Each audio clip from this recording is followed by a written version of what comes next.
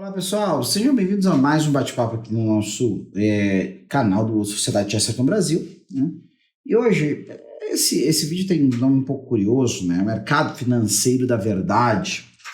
E que com isso, né, de alguma forma, as pessoas já sacam que nós estamos querendo fazer aqui uma certa alegoria, a chamada mercado financeiro, finanças, dinheiro, essas coisas todas, e a questão da verdade, né?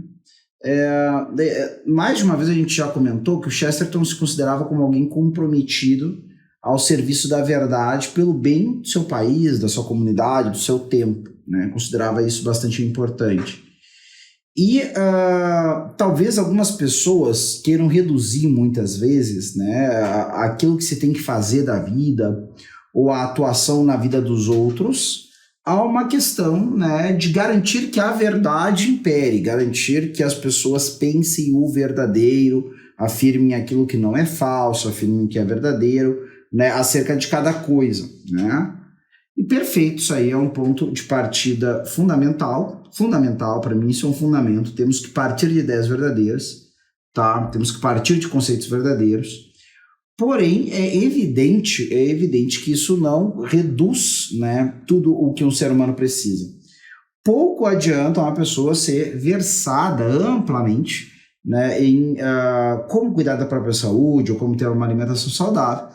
Isso só vai acabar, né, se tornando uma coisa que reverte em saúde, em benefício e assim por diante, a partir do momento que ela de fato começar a colocar em prática, não é?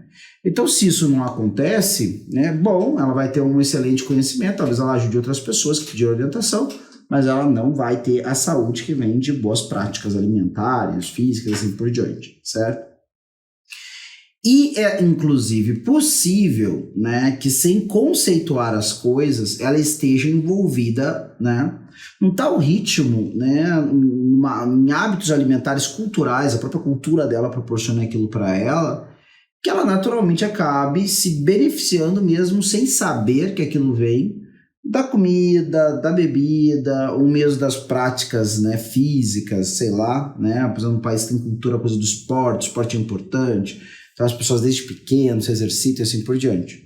Pois aquilo ali a pessoa está fazendo porque é parte, né, da vida social, é parte daquilo que lhe é servido, então ela nem tem muito, para ela comer mal ela teria que fazer um certo esforço, teria que ir atrás, papapá. Nem sei se existem ainda lugares assim no mundo, acho que até existem, mas muito isolados, certo? E então, aí a gente tem duas coisas. O que é mais importante?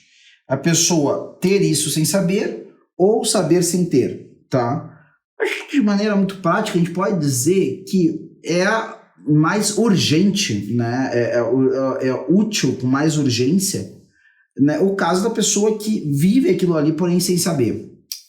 Qual é o problema dessa circunstância? Se no primeiro caso, né, os benefícios de fazer aquilo que se sabe ser bom, né, não se dão porque a pessoa não bota em prática, no outro caso, a pessoa também ela fica vulnerável para, por exemplo, no momento que alguém quiser mudar aquelas coisas que são boas, se ela não sabe, né, a bondade, a verdade, a beleza que existem naqueles hábitos ali, que conservaram ela até aquele momento, ela muito facilmente pode ser enganada, né, e aceitar, modificar aquelas coisas que, se ela soubesse quanto são boas, não modificaria, não aceitaria essa modificação, tá? Então, no fundo, a gente percebe assim, saber o que as coisas são, saber o que é o real, né, saber o que não é o real, é muito importante, tá? Mas não é tudo, mas é muito importante. É muito importante para a aquisição do bem verdadeiro que cada coisa possui e depois é muito importante para a manutenção desse bem, uma vez que as coisas já estão ali presentes, né? As práticas boas já estão presentes e assim por diante, tá? Bom, e por que eu estou fazendo uma associação entre a questão do mercado financeiro e a questão da verdade e tudo mais? Se nós vamos pegar, e isso para Chesterton é importantíssimo, ele vai dedicar talvez uma das obras mais conhecidas dele, que é Hereges, certo? Justamente a esse problema, né?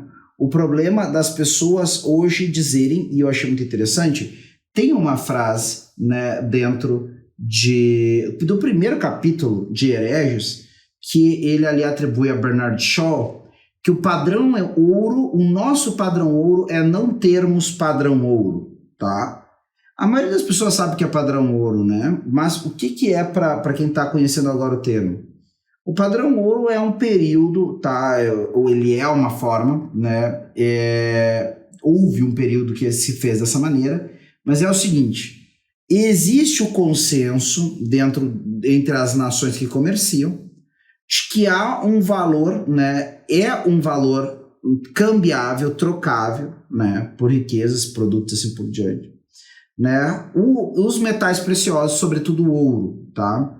Por que não a prata? Bom, a prata até era um dos metais ali que o ouro sempre mais valorizado, mas a prata também era muito valorizada, até que praticamente se descobriu, né, montanhas de prata na América, né? E a partir daí o preço da prata nunca mais foi o mesmo, certo? Então o ouro continuou com a sua raridade e assim por diante. Então o que acontece? Você tem grandes reservas, por exemplo, então, a grosso modo, né?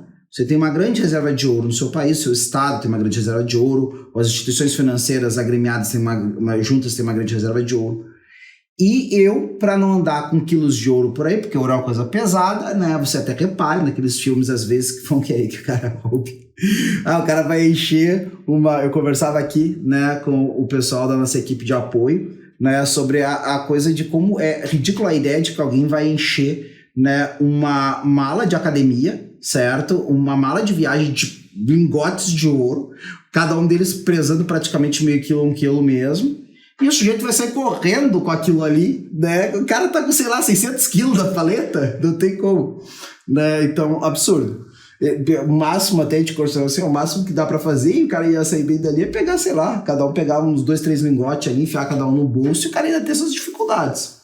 Mas, pois bem, e o que acontece? Para você não sair com esse peso todo na rua, né, essas instituições financeiras davam, então, né, um papel, uma certificação, certo, de que aquilo ali tinha a sua soma, tinha, né, tinha liquidez. Aquilo poderia ser trocado por uma quantidade proporcional de ouro, né? Tanto é que você tem, né, até hoje, nas notas de libra esterlina, né, promete-se pagar ao portador dessa nota, dessa demanda, né, a quantia, a soma, the sum of, sei lá, quantos pounds, quantas libras, né? Então você tem essa frase ali, que hoje não existe mais isso. Ninguém vai chegar com uma nota de libra esterlina no banco, vai trocar por ouro. Mas é um resquício a esse tipo de... Tanto é que até hoje você tem a produção, por exemplo, no Royal Mint, mas eu acho que mesmo aqui na nossa Casa da Moeda, você tem... A nossa equipe de apoio está dizendo que não tem mais, tá? Mas no Royal Mint existe, que é a Casa da Moeda Britânica. Eles produzem até hoje moedas com valor nominal, né, de libra esterlina em ouro, por exemplo. Você tem 20 libras numa moeda de ouro, nominalmente, mas na verdade o valor dela vai ser, sei lá, 500 libras, né? Um monte de... você vai ter um pound também. Prata? Então, também, só a equipe de apoio está aqui me apoiando, tá, pessoal? É isso aí, certo? Mas você tem de todo tipo. Até hoje se produz nesses países mais tradicionais, mais antigos, mais tradicionais. Os países, né, que têm mais tradição, né, tanto de Estado como de produzirem, né, o que a gente chama de papel moeda ou dinheiro fiduciário, né? Então ainda se tem, né, a produção das moedas de ouro, de prata, esse tipo de coisa. Até não muito tempo atrás... ainda na época do rei Eduardo VII, isso aí é a primeira década do século XX, você produzia moedas, as moedas vinham com uma quantidade de ouro não, de prata. O sixpence, por exemplo, que é uma moeda muito famosa no Reino Unido, por ser uma moeda que as noivas queriam colocar, né, para atrair prosperidade, colocavam no sapato, né, que iam usar no dia do casamento. Então ela vinha com uma quantidade de prata. Até Eduardo VII foi metade do metal da moeda era prata. E aí até que se produziu sixpence somente de metal vulgar, né? Bom, pois bem, dentro desse padrão ouro, o que é o padrão ouro? Você vai emitir tanto papel moeda quanto você tem de ouro. É isso, né? E quanto mais você emitir, menos vale, certo? E você acaba inflacionando, que é o que acontece hoje em dia. Por isso tem que controlar a emissão, né, de papel moeda, essas coisas todas.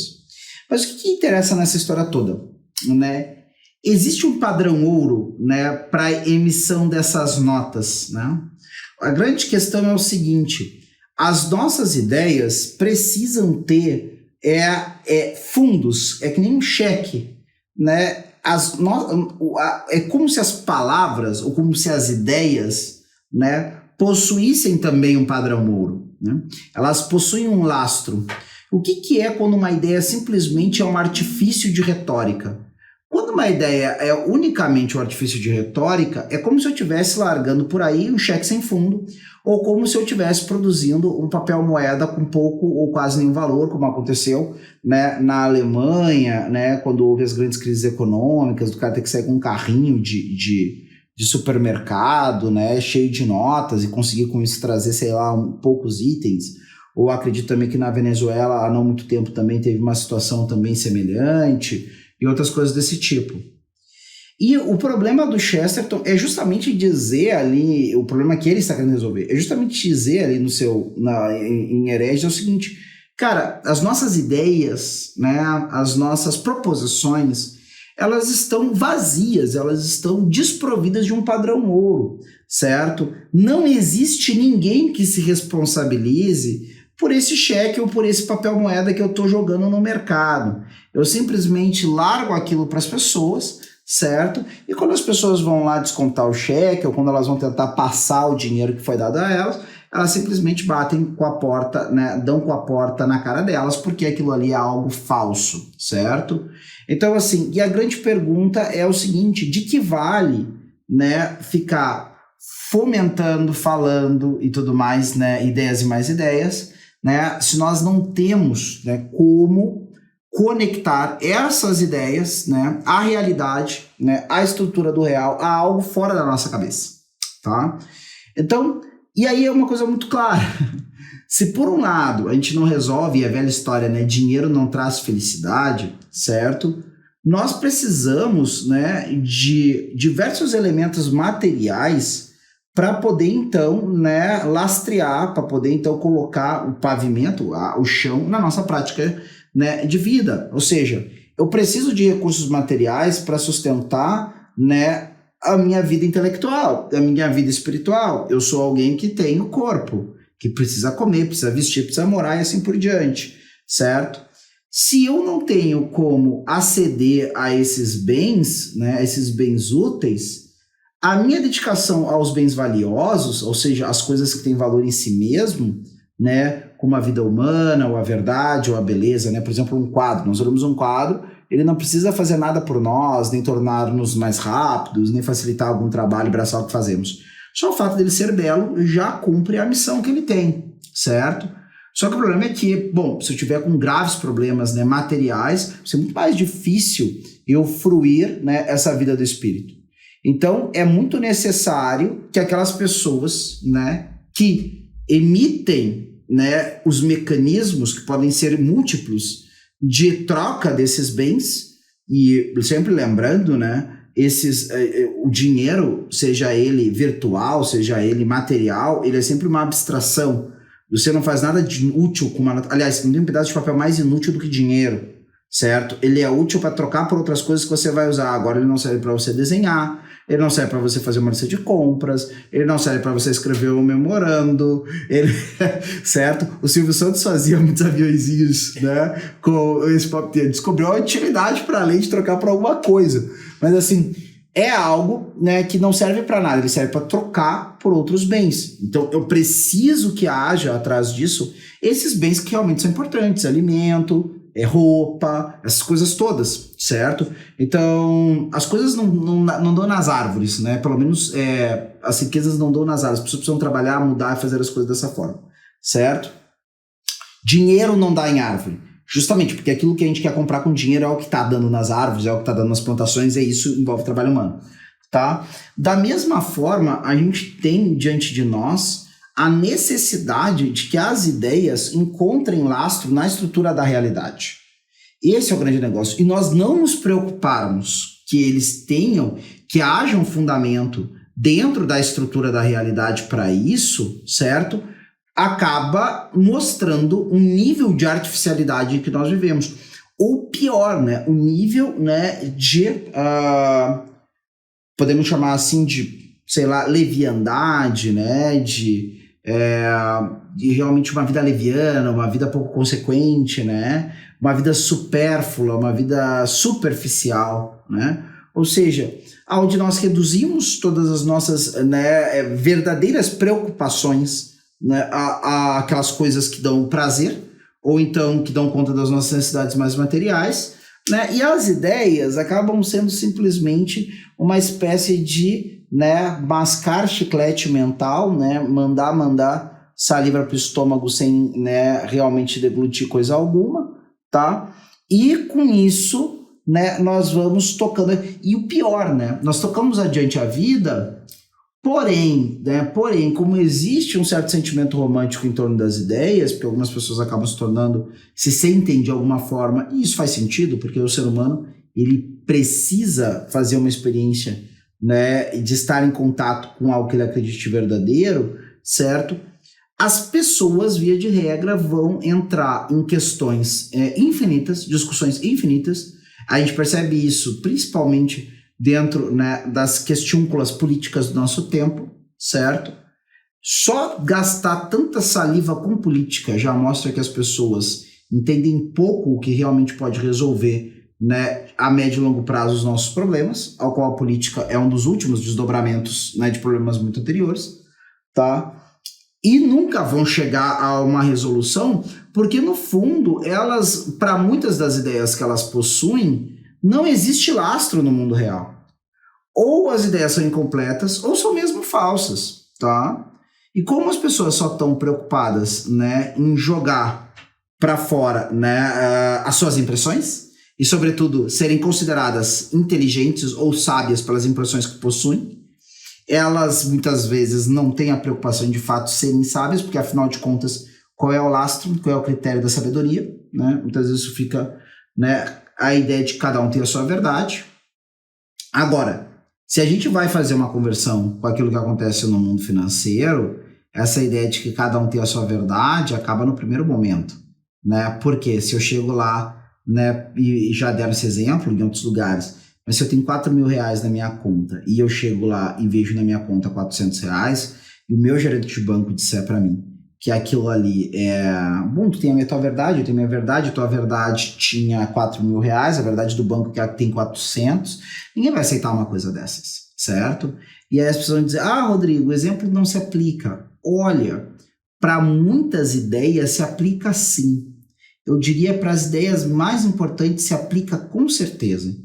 Porque assim como você vai ter graves problemas na sua vida, se o dinheiro que está na sua conta e você está contando for reduzido de 4 mil para 400, e quem passou, por exemplo, né, pelo congelamento das poupanças lá durante o governo Collor vai entender muito bem o que eu estou falando. Se você não sabe o que é isso, só dá lá, né, uma pesquisada que você vai descobrir o que aconteceu, tá? Se você pega e tem essa compreensão do que aconteceu naquele momento, você vai perceber que as consequências disso vão ser muito sérias, né? Por quê? Porque você não vai poder comprar coisas que você precisa, você não vai poder dar conta, né, de dívidas e assim por diante, certo? Da mesma maneira, se você acabar, né, fazendo a experiência de acreditar e lastrear, né, e fundamentar a sua vida, de que o sentido dela é uma coisa, e materialmente falando, realmente falando, o sentido da vida humana for outra, ao você chegar ao final da sua vida, você vai perceber claramente as diferenças, né, irretornáveis, né, que aconteceram em vista do seu erro de cálculo, né? E o mais dramático disso tudo é isso. Se você chegar lá no final e descobre que o tempo todo você confiou num valor inexistente, não tem como voltar para o começo da trajetória, né? E é justamente isso que Chesterton, né, uma das coisas ao qual Chesterton chama a atenção logo no começo de Hereges, né, que é isso. As nossas ideias precisam ter um lastro na estrutura da realidade, assim como os nossos instrumentos de troca comercial também precisam ter um lastro em riquezas concretas que vão ser convertidas, né, por esses valores, tá? Então é por aí. Na sequência dessa nossa conversa aqui, vamos falar de outros elementos relacionados, então, a quem pode ser, né, quem são as autoridades que podem ajudar o discernimento humano, a entender quais são as ideias que têm um lastro, que têm um padrão ouro, e esse padrão ouro é a conectividade delas com o mundo real. Ficamos por aqui, até a próxima na Sociedade Chesterton Brasil.